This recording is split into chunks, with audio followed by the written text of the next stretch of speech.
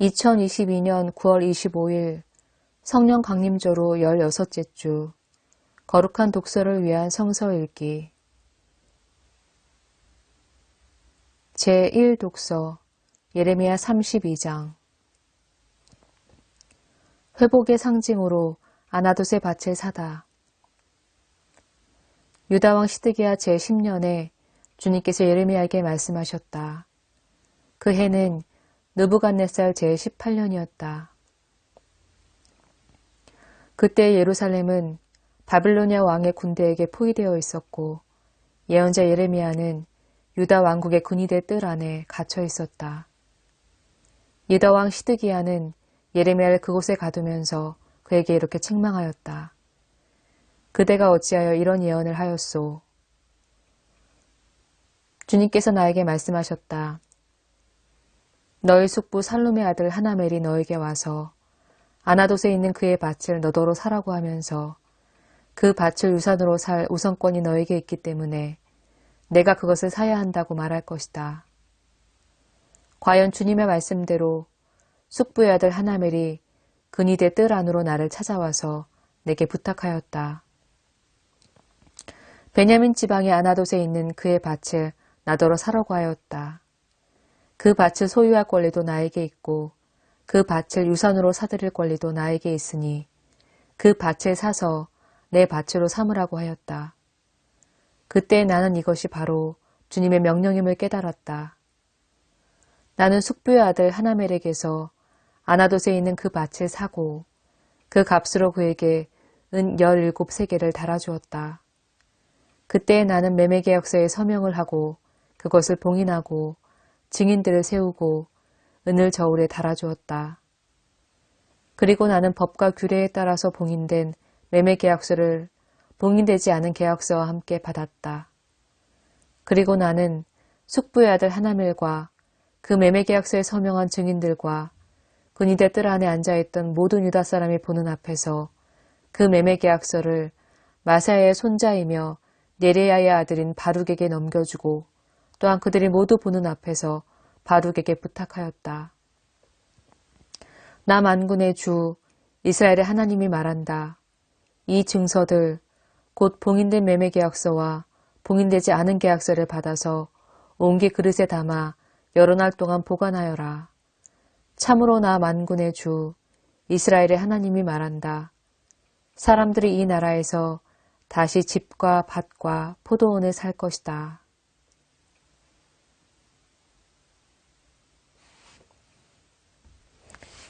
시편 91편 주님은 나의 피난처.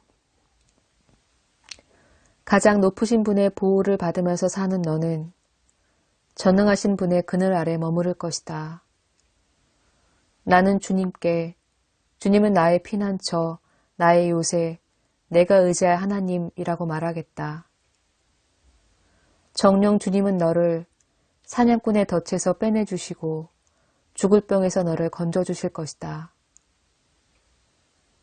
주님이 그의 깃으로 너를 덮어주시고 너도 그의 날개 아래로 피할 것이니 주님의 진실하심이 너를 지켜주는 방패와 갑옷이 될 것이다. 그러므로 너는 밤에 찾아드는 공포를 두려워하지 않고 낮에 날아드는 화살을 무서워하지 않을 것이다. 흑암을 틈타서 퍼지는 연병과 백주에 덮치는 재앙도 두려워하지 말아라. 하나님께서 말씀하신다. 그가 나를 간절히 사랑하니 내가 그를 건져주겠다. 그가 나의 이름을 알고 있으니 내가 그를 높여주겠다. 그가 나를 부를 때에 내가 응답하고 그가 고난을 받을 때에 내가 그와 함께 있겠다. 내가 그를 건져주고 그를 영화롭게 하겠다. 내가 그를 만족할 만큼 오래 살도록 하고 내 구원을 그에게 보여주겠다.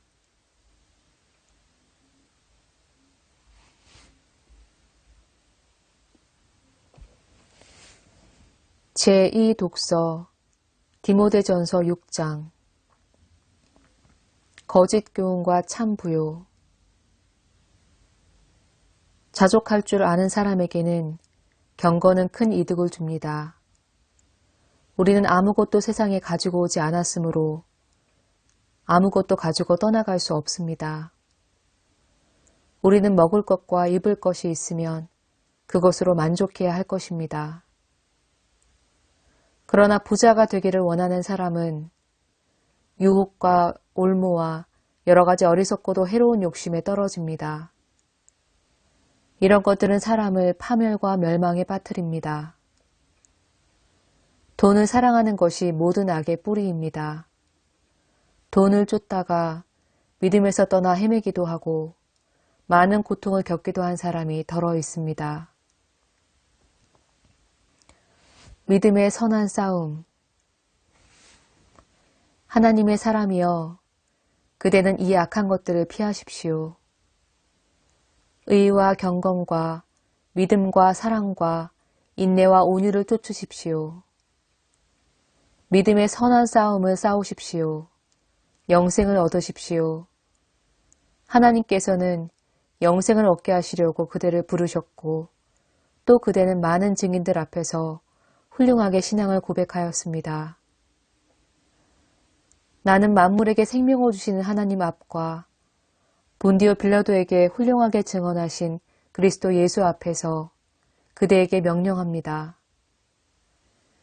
그대는 우리 주 예수 그리스도께서 나타나실 때까지 그 계명을 지켜서 흠도 없고 책망받을 것도 없는 사람이 되십시오. 정한 때가 오면 하나님께서 주님의 나타나심을 보여주실 것입니다. 하나님은 찬양받으실 분이시오. 오직 한 분이신 통치자이시오. 만왕의 왕이시오. 만주의 주이십니다. 오직 그분만이 죽지 않으시고 사람이 가까이 할 수 없는 빛 속에 계시고 사람으로서는 본 일도 없고 또 볼 수도 없는 분이십니다. 그분에게 존귀와 영원한 주권이 있기를 빕니다. 아멘. 그대는 이 세상의 부자들에게 명령하여 교만해지지도 말고 덧없는 재물에 소망을 두지도 말고 오직 우리에게 모든 것을 풍성히 주셔서 즐기게 하시는 하나님께 소망을 두라고 하십시오. 또 선을 행하고 좋은 일을 많이 하고 아낌없이 베풀고 즐겨 나누어 주라고 하십시오. 그렇게 하여 앞날을 위하여 든든한 기초를 스스로 쌓아서 참된 생명을 얻으라고 하십시오.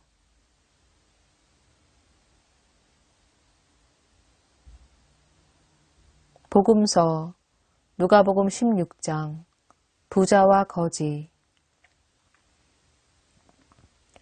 어떤 부자가 있었는데 그는 자색 옷과 고운 베옷을 입고 날마다 즐겁고 호화롭게 살았다.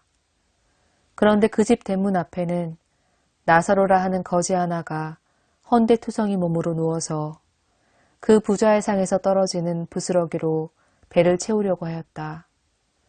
개들까지도 와서 그의 헌대를 핥았다.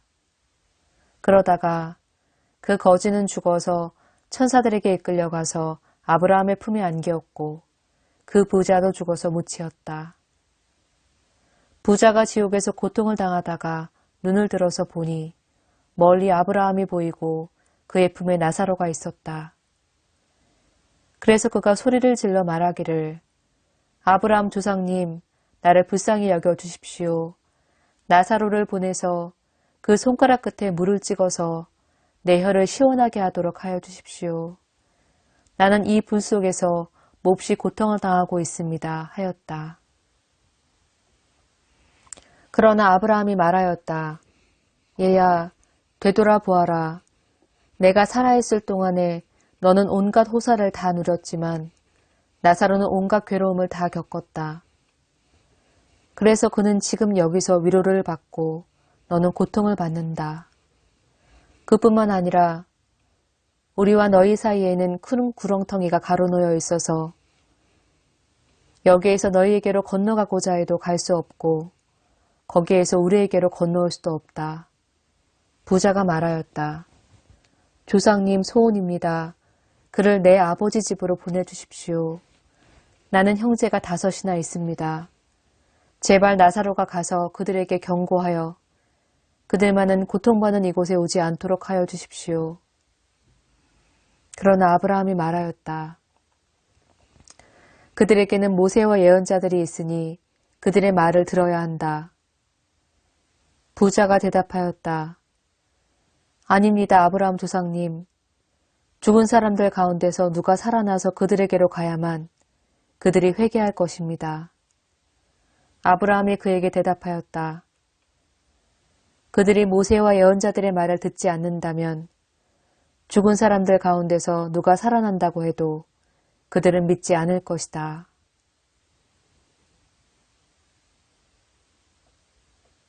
아멘.